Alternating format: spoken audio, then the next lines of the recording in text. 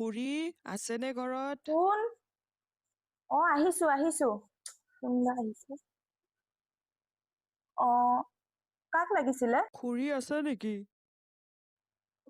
মা নাই নহয়, মায়ে ওলাই গৈছে কিবা কামত। পানী এগিলাচ পাম নেকি বাৰু? পানী?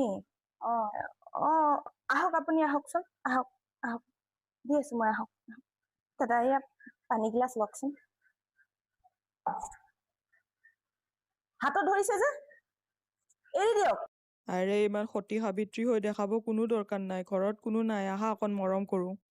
আজিৰ দিনটোত মোক তোমাৰ মানুহজন বুলি ভাবি লোৱাচোন। ওলাই যাওক মোৰ ঘৰৰ পৰা, এতিয়াই ওলাই যাওক, নহলে মই চিঞৰ বাখৰ কৰিম। ওলাই যাওক। চাই ল'ম তোক।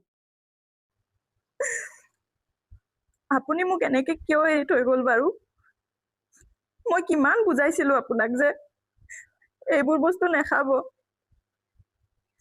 আপুনি নহলে মই কি কৰিম?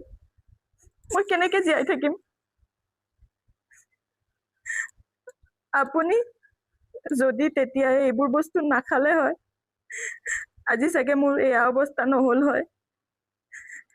যদি মোক এৰি থৈ যাবলৈ মন আছিলেই, মোকো লগতে লৈ কিয় নগলে বাৰু?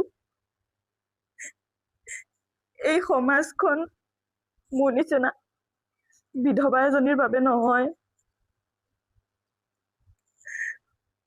মানুহে বৰ বেয়াকে কয়, বাহিৰলৈ ওলাই যাব নোৱাৰো, মানুহে বৰ কুদৃষ্টিৰে চায়। মোৰ কি ভুল আছিল বাৰু? মোৰ কি ভুল আছিলে? মা দেউতাৰ কথা নুশুনি মই ভালদৰে পঢ়া শুনা নকৰিলো। আপুনি গোটেই জীৱন মোক সুখত ৰাখিম বুলি কৈ বিয়া পাতি লৈ আহিলে।